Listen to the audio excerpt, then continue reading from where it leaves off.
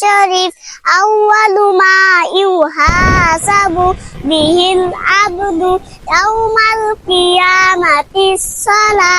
6 number হাদিস শরীফের অর্থ কিয়ামতের দিন সর্বপ্রথম নামাজের হিসাব হইবে।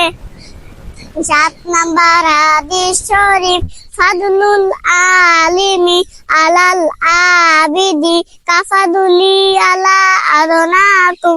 7 নাম্বার হাদিস শরীফের অর্থ তোমাদের মধ্যে সর্বাপেক্ষা ছোট ব্যক্তি হইতে আমার মাতবা যত বড় বেএলেম আবেদের চেয়ে একজন খাঁটি আলেমের মর্তবা তত বড়।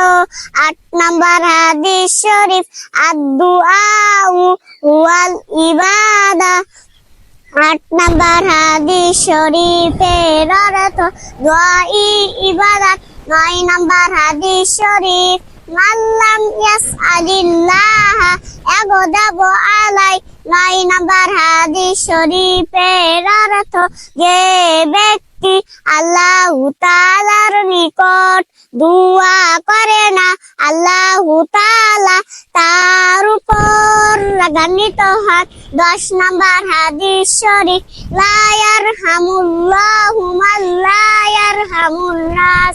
10 নাম্বার হাদিস শরীফের অর্থ আল্লাহ তাআলা ওই ব্যক্তির উপর রহম করে না যে মানুষের উপর রহম করে না।